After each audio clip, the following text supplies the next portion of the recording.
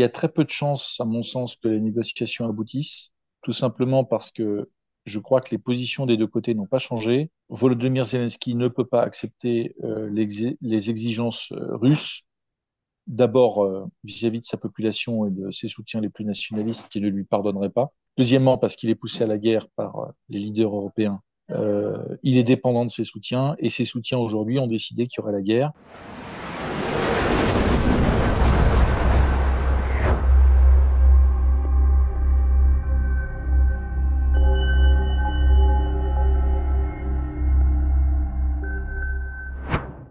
Bonjour à tous, à nos fidèles abonnés d'Omerta et bienvenue aux nouveaux venus qui nous rejoignent chaque jour. Bonjour Charles, tu es actuellement à Istanbul. Est-ce que tu peux nous dire pourquoi tu y es?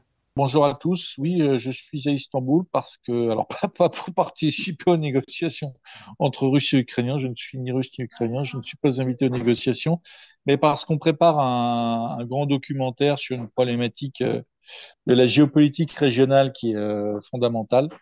On va démarrer le tournage là dans quelques jours.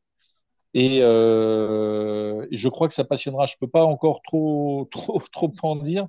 Je garde la surprise encore pour nos abonnés, pour nos auditeurs. Mais ce reportage, il sera retrouvé à la fin du mois de juin sur notre application mobile que nos amis peuvent télécharger gratuitement. J'aime toujours le rappeler parce que c'est important pour ceux qui apprécient eh bien, nos vidéos sur YouTube, nos contenus sur YouTube.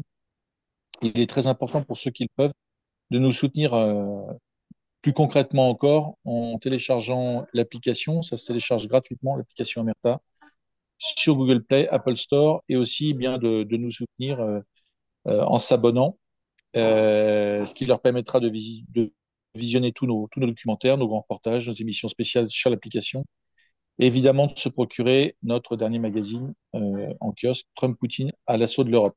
Voilà, donc nouveaux reportages, il y en a plusieurs. Là, on a une dizaine de grands reportages, de grands documentaires qui sont en cours de tournage, de réalisation. Et voilà, toute l'équipe, que ce soit ceux qui sont en déplacement à l'étranger comme ceux dont tu fais partie qui sont à Paris en ce moment, donne le maximum pour donner des contenus le plus qualitatifs possible et que nos amis ne retrouveront jamais sur un autre média, que ce soit mainstream ou non. Est-ce que tu peux nous expliquer en détail l'annonce récente de la Turquie qui affirme que la Russie et l'Ukraine poursuivront leurs négociations à Istanbul justement la semaine prochaine? C'est une annonce qui replace un peu la Turquie au centre du jeu diplomatique régional. Euh, En fait, les négociations entre l'Ukraine et la Russie, elles ne peuvent avoir lieu qu'en Turquie, puisque du côté russe, toute négociation en Europe est totalement exclue, et que la puissance intermédiaire entre l'Ukraine et la Russie, eh bien, c'est la Turquie, qui a un double jeu. D'un côté, évidemment, elle soutient l'intégrité territoriale de l'Ukraine depuis le début. Elle lui fournit un certain nombre d'équipements, pas seulement des drones Bayraktar bien connus, des drones d'observation et d'attaque, mais aussi un certain nombre par exemple, de véhicules de transport d'infanterie qu'on a pu voir à l'état d'épave dans la région de Bakhmut il y a 2 mois. Et de l'autre côté, évidemment, eh bien, c'est un pays qui maintient des liens très étroits avec la Russie, bien que la Russie soit sursanctionnée par l'Union européenne et par les États-Unis. Les Turcs ont choisi eh bien, d'être cette troisième voie qui permet à la Russie, en grande partie, de contourner les sanctions économiques, puisque, je dirais, les relations entre la Turquie et la Russie ont quelque part ont bénéficié de ces sanctions occidentales. Les Turcs, par exemple, ont maintenu tous les vols directs avec Moscou, avec Saint-Pétersbourg et avec d'autres villes russes. Et par la Turquie transitent un certain nombre de marchandises qui ne peuvent plus être exportées directement de l'Europe ou des États-Unis vers la Russie. Donc, Recep Tayyip Erdogan, le Premier ministre turc, joue un jeu diplomatique qui est assez remarquable de pragmatisme et de finesse. Et finalement, en étant justement en soutien des deux côtés, eh bien, il est quasiment le seul d'ailleurs à pouvoir être crédible aux yeux des Ukrainiens et aux yeux des Russes pour accueillir des négociations. Alors, ça ne veut pas dire que ces négociations seront faciles et qu'elles vont aboutir. Des négociations à Istanbul, il y en a eu il y a 3 semaines. Ça n'a rien donné parce que, on l'a expliqué sur Omerta à plusieurs reprises, en fait, côté russe comme côté ukrainien, on a le sentiment que les deux parties ne veulent pas de la paix, que c'est trop tôt pour des intérêts qui leur sont propres. Et là, évidemment, c'est une nouvelle étape dans une partie de ping-pong entre Ukrainiens et Russes pour s'attirer les faveurs de Donald Trump. Donc chacun se renvoie la balle, chacun fait un pas, essaie de piéger l'autre. Et bien, très récemment, il y a quelques jours, les Ukrainiens ont, Volodymyr Zelensky a annoncé qu'il était prêt à discuter avec Donald Trump et Vladimir Poutine. Et donc la réponse des Russes ne s'est pas fait attendre. Le Kremlin a répondu qu'il était prêt à des négociations directes avec Donald Trump, à la condition que l'Ukraine et Volodymyr Zelensky aient accepté un certain nombre de principes de négociation. Ils ont communiqué, on sait aujourd'hui de quoi il s'agit. Alors le premier, c'est évidemment qu'il n'y ait pas d'extension de l'OTAN, non seulement à l'Ukraine, mais aussi à l'est de l'Europe. Ce qui veut dire que ça concerne évidemment la Géorgie et la Moldavie. Ces pays, avec l'Ukraine, doivent en fait, du point de vue russe, devenir neutres. Et il est hors de question et ils demandent un engagement à ce qu'ils n'intègrent jamais l'OTAN. Et là, on voit bien que dans ce premier desiderata, dans cette première revendication, c'est pas Volodymyr Zelensky qui peut y répondre. C'est une revendication, c'est une exigence qui est adressée aux Occidentaux, aux Européens et aux Américains. Donc là, on n'est déjà plus en Ukraine. Et en fait, la liste qui est envoyée, qu'on va un peu détailler, elle est envoyée à l'ensemble du monde occidental. Le deuxième desiderata, la deuxième exigence, c'est la levée des sanctions occidentales sur l'économie et sur la finance russe. Et là encore, ça n'a rien à voir avec Volodymyr Zelensky, qui est incapable de se prononcer sur la levée de ces sanctions. La levée des sanctions, aujourd'hui, je crois, près de 17 000 sanctions européennes, plus un certain nombre de trains de sanctions américaines. La solution pour les lever, elle n'est pas en Ukraine, mais ça fait partie des exigences russes. Et donc, cette liste, elle s'adresse aussi, comme je viens de le dire, non seulement à l'Ukraine, mais surtout aux Occidentaux. La troisième exigence, c'est la protection des populations russophones en Ukraine. Là, évidemment, c'est plus un sujet pour Volodymyr Zelensky. C'est un point qui est réclamé par les Russes, en fait, depuis 2015, qui avait fait partie des accords de Minsk. Donc, c'est un point, je dirais, assez classique. Il y a pas vraiment de surprise. Et le dernier point, l'avant-dernier point, pardon, c'est la reconnaissance de la souveraineté russe sur les quatre régions du Donbass, les quatre régions occupées par les Russes, qu'ils ont pris quasiment en totalité pour la région de Lugansk, à près de 99%, mais pour les régions de Kherson, de Donetsk et de Zaporozhye, là, il leur manque évidemment un grand nombre de territoires, même s'ils progressent en ce moment dans la région de Donetsk. La conquête de ces régions administratives est encore loin d'être achevée. Et donc là, c'est un peu, je dirais, du point de vue ukrainien, évidemment, ça va grincer. On ne voit pas comment Volodymyr Zelensky pourra accepter ça, puisque reconnaître la souveraineté russe sur ces régions, c'est évidemment accepter pour les Ukrainiens de partir de la partie de ces régions, des parties de ces régions qu'ils contrôlent encore. Et ça a déjà été évoqué précédemment dans des discussions. Et du point de vue ukrainien, c'est tout à fait inenvisageable. J'ajoute que du point de vue ukrainien, jusqu'à maintenant, on est resté juste sur une position maximaliste, puisque Volodymyr Zelensky, pour contenter la partie la plus nationaliste de ses soutiens et de l'armée, a toujours dit que il faudrait reprendre les régions occupées par les Russes dans le Donbass et qu'il faudrait aller jusqu'à la reprise de la Crimée. Donc ce point-là va poser problème, c'est à mon avis évident. Et le dernier point qui est aussi intéressant, aussi adressé aux Occidentaux, c'est de rendre les avoirs russes gelés par les pays occidentaux.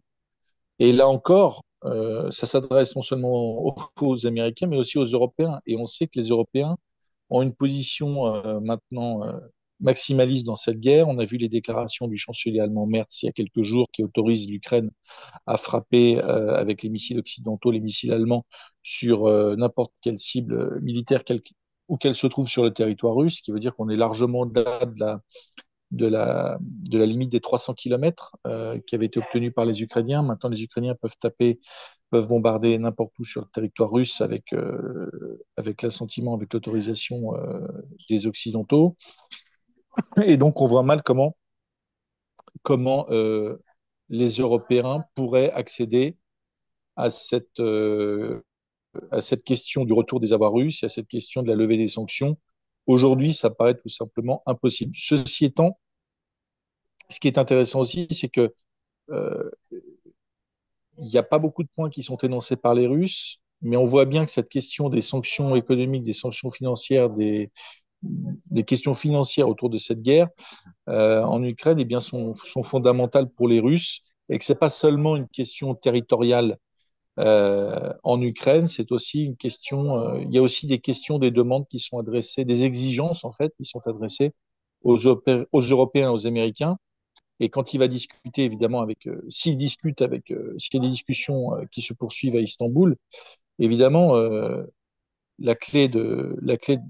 certaines clés de ces négociations, eh bien, elles n'appartiennent pas à Zelensky, elles appartiennent ou à Trump, ou à Macron, ou à Merz, ou à Van der Leyen. Pour en revenir à la Turquie donc et à sa position, quelle est-elle vis-à-vis du conflit russo-ukrainien au-delà de son rôle d'intermédiaire?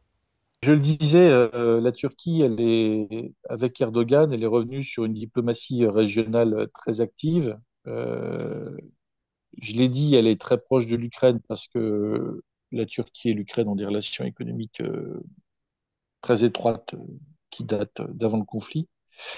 D'autre part, la Turquie a développé des relations avec la Russie, d'ailleurs un peu sous la contrainte, si on reprend l'histoire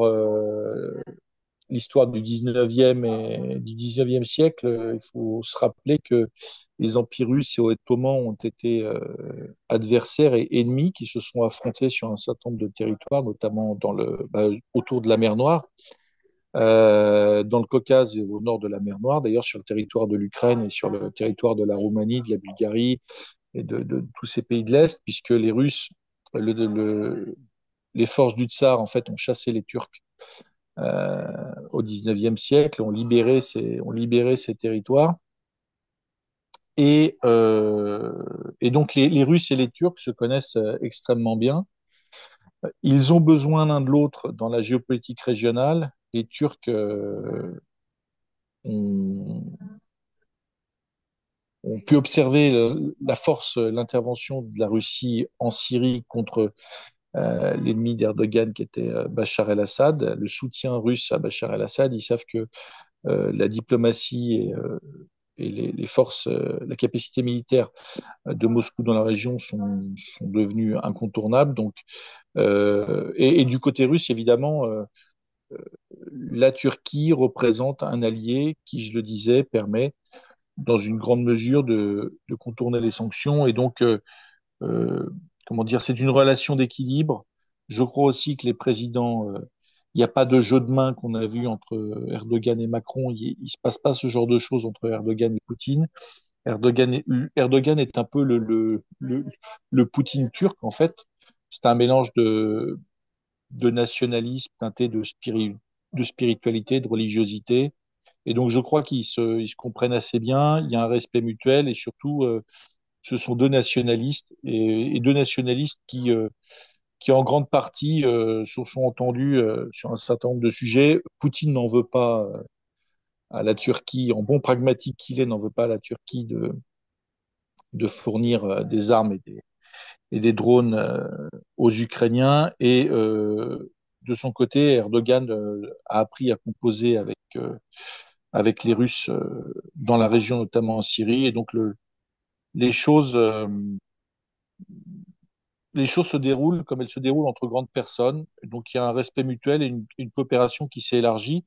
Mais je le disais, la Turquie est le seul État qui peut aujourd'hui accueillir des négociations parce que c'est du point de vue russe. En fait, les Ukrainiens pourraient négocier à peu près, à peu près partout, sauf que pour Poutine, c'est pas du tout le cas. D'abord parce qu'il est frappé par un mandat de la Cour pénale internationale, donc il ne peut pas se rendre à un certain nombre de destinations. Et deuxièmement, parce que la symbolique est très forte pour les Russes, c'est que euh, qu'ils ne peuvent choisir qu'un pays neutre, un pays d'équilibre. Et à ce jour, à part la Turquie, il n'en existe pas beaucoup.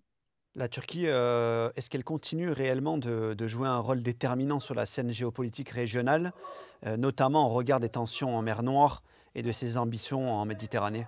Oui, ben, la Turquie, c'est d'abord un médiateur dans un certain nombre de conflits. Il faut rappeler aussi que la Turquie est membre de l'OTAN. Euh, donc, elle a une position diplomatique, diplomatique singulière. Et il essaie depuis plusieurs années de maintenir un équilibre entre ses alliances occidentales et ses engagements plus locaux, ses problématiques régionales, notamment avec le Kurdistan, avec la problématique syrienne, avec la problématique de la montée du fondamentalisme. Et donc, il est en permanence sur une ligne de crête où il doit à la fois contenter ses alliés occidentaux, puisque la Turquie a un visage occidental à n'en pas douter, mais aussi composé avec des problématiques plus compliquées, plus régionales, plus locales. Et pour l'instant, il s'en sort assez bien, puisque derrière la chute de Bachar el-Assad au mois de décembre 2024, il y a évidemment, pas uniquement, mais il y a surtout l'ombre de la Turquie qui, avec cette chute et avec le soutien à un certain nombre de mouvements rebelles et de mouvements djihadistes, eh bien, est revenu dans le jeu, a repris pied en Syrie, ce qui n'était pas arrivé depuis plusieurs années. On sait que Donald Trump, il a la politique d'America First. Est-ce qu'on pourrait dire que Recep Tayyip Erdogan a la même politique pour la Turquie et qu'il veut renforcer cette position par rapport à des intérêts économiques? Oui, et c'est particulièrement vrai avec cette guerre en Ukraine. Euh, D'ailleurs, côté économique, il œuvre beaucoup avec Moscou. Il faut rappeler que dans le secteur énergétique, la Turquie collabore étroitement avec Moscou sur la question du Turk Stream, du gazoduc. Euh, mais aussi, eh bien, elle a joué un rôle fondamental. Elle a développé son emprise sur la mer Noire, puisque la Turquie est aujourd'hui le garant de l'accord céréalier entre Ukrainiens et Russes. Elle contrôle, tout le monde le sait, le détroit du Bosphore, et donc elle a un poids économique régional qui ne cesse d'augmenter.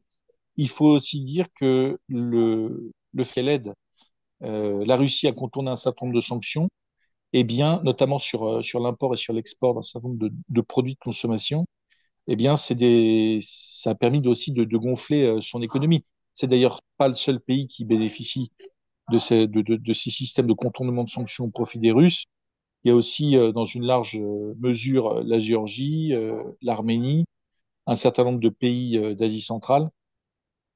Et il y a un côté bénéfique, économiquement, il y a un côté bénéfique de cette guerre pour tous ces pays, en particulier pour la Turquie, parce que la Turquie a des capacités d'export, d'acheminement, de transport vers la Russie qui sont considérables. Et donc, évidemment, il y a économiquement, cette guerre pour la Turquie, eh bien, c'est tout bénéfice. Est-ce qu'on peut dire que la Turquie a tout à gagner dans ce conflit, puisque d'une part, il s'imposerait comme un acteur incontournable pour l'Europe et l'OTAN, et d'autre part, ils maintiendraient leurs relations et leurs liens forts avec la Russie? Oui, absolument. Erdogan a tout intérêt, surtout que il y a une contestation interne en Turquie aujourd'hui. Erdogan a fait arrêter son principal opposant, qui était le maire d'Istanbul, qui électoralement représentait quand même une menace assez importante. Et je crois que l'actualité de la Turquie, l'activisme de la Turquie en ce moment sur le dossier russo-ukrainien, il a aussi pour but d'allumer un contre-feu communicationnel et de faire oublier ces contestations, ces manifestations. Là, aujourd'hui, À Istanbul, tout est calme, il y a plus de manifestations, mais ça a quand même chauffé très fort il y a 3 semaines. Et donc, je crois que Erdogan souhaite aussi tourner la page, faire oublier ses problématiques politiques internes en faisant ce qu'il sait faire le mieux, c'est-à-dire de la diplomatie, de la géopolitique, du rapport de force régional. Et ce qu'il est en train de faire, c'est une vraie démonstration de force, puisque je le disais, il est d'un côté, étant membre de l'OTAN, il a ses relations et ses alliés occidentaux, dont il se méfie aussi, parce il sait que il n'est pas en odeur de sainteté au sein de l'Union européenne. Il a des relations extrêmement tendues avec Emmanuel Macron, avec Ursula von der Leyen. Et de l'autre côté, évidemment, il y a tout ce monde des BRICS auquel aussi se raccroche la Turquie, parce que la, la diplomatie turque, la géopolitique turque aujourd'hui, eh bien, elle permet à ce pays d'être présent dans un certain nombre de régions assez lointaines.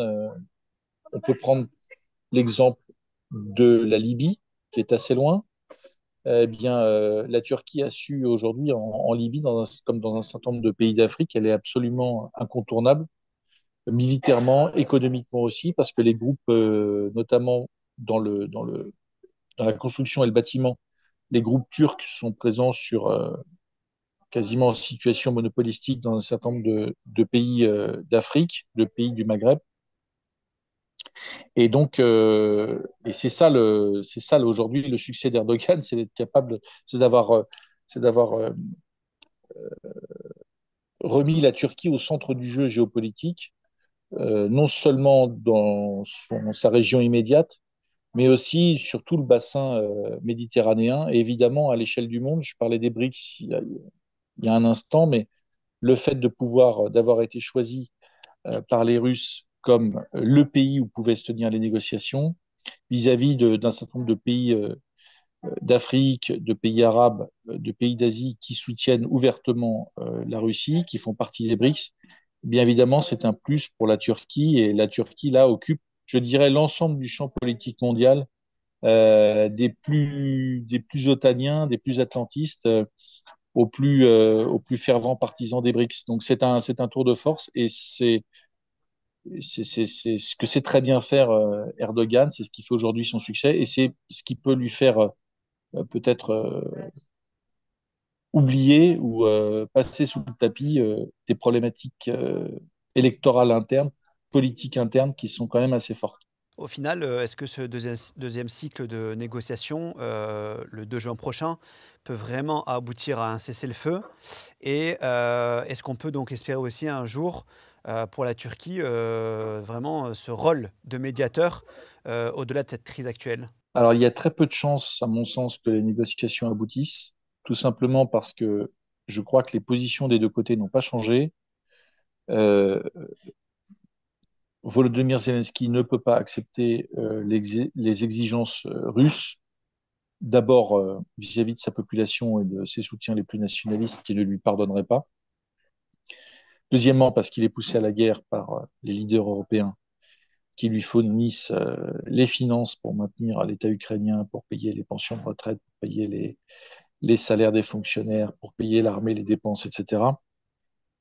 Il est dépendant de ses soutiens et ses soutiens aujourd'hui ont décidé qu'il y aurait la guerre. On le voit à chaque intervention sur les médias mainstream en France. On voit qu'il y a une véritable propagande qui s'est mise en marche pour expliquer que les chars russes, après l'Ukraine, débarqueraient à Paris, que la Russie voulait faire la guerre à l'Europe, qu'elle voulait envahir l'Europe. Donc, il y a tout un... Et je crois que ça fait partie aussi comment dire, des arguments qui permettent aux leaders européens, aux leaders politiques européens, d'expliquer, de justifier une plus grande intégration. Là, on parle des 20 ans du traité constitutionnel, enfin du référendum qui a dit non à la réforme de de l'Europe. Je crois que c'est fait aussi pour justifier une plus grande intégration et une marche forcée vers le fédéralisme en expliquant que c'est le seul moyen pour les Européens de se protéger de la menace russe. Voilà, donc Cette guerre, quelque part, vue de l'Occident, elle est nécessaire. Il y a une détestation de la Russie par les pays, par les leaders européens qui ne date pas de cette guerre, qui date d'il y a bien longtemps. Et donc, euh, et donc, Zelensky ne peut pas sortir de cette guerre, pas maintenant. Euh, il n'a d'autre choix que de continuer et, pour faire bonne figure, de faire cette partie de ping-pong en expliquant qu'il voudrait un cessez-le-feu. En réalité, le cessez-le-feu n'a aucun sens. Il y a des négociations pour conclure et signer la paix, mais un cessez-le-feu de 30 jours qui est réclamé depuis plus d'un mois par les Occidentaux, ça n'a strictement aucun sens. Ça n'a de sens que si on veut renforcer l'Ukraine, l'armée ukrainienne qui est en train de souffrir sur le terrain en ce moment. Il y a plusieurs percées russes sur sur même plus de 10 kilomètres dans la région de Pokrovsk. Cette armée ukrainienne, elle a besoin aujourd'hui de renforts, elle a besoin de munitions, elle a besoin de vivres, elle a besoin de matériel. Et un cessez-le-feu permettrait de renforcer considérablement l'armée ukrainienne. Évidemment, les Russes l'ont compris, donc un cessez-le-feu pour les Russes est tout à fait inenvisageable. Les Russes veulent des discussions et un accord de paix qui garantissent un certain nombre de leurs exigences. On les a rappelées au début de cet entretien. Et donc, les deux parties, en réalité, ne peuvent pas se mettre d'accord. Les Turcs, je pense, le savent et je dirais, par ces négociations, même si elles n'aboutissent pas, ils conservent un rôle central dans la diplomatie mondiale. Mais il n'y a absolument aucune chance que cette guerre s'arrête aujourd'hui, qu'un cessez-le-feu soit signé. On voit que côté russe comme côté ukrainien, les bombardements chaque jour, les envois de drones sont de plus en plus massifs. On dit que les Russes bombardent de plus en plus, qu'ils envoient de plus en plus de drones. C'est vrai, mais les Ukrainiens aussi. Tous les jours, toutes les nuits, c'est des centaines de drones, de plus en plus de drones envoyés par Kiev sur la Russie, jusqu'à Moscou d'ailleurs. Donc la guerre en réalité s'intensifie, ce qui est paradoxal puisque les négociations ont démarré.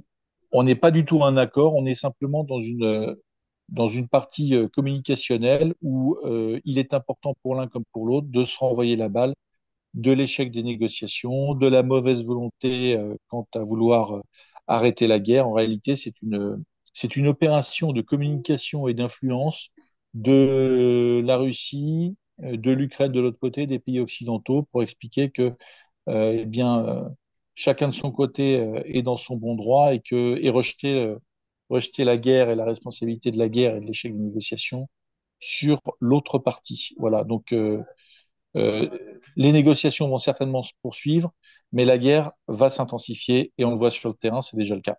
On va suivre de très près donc ce deuxième cycle de négociations le 2 juin prochain à Istanbul. Merci Charles pour cet éclairage et cette analyse. Merci à vous toutes et à vous tous de nous avoir suivis, à nos abonnés fidèles et aux nouveaux venus. On se retrouve très vite pour un nouvel entretien sur Omerta.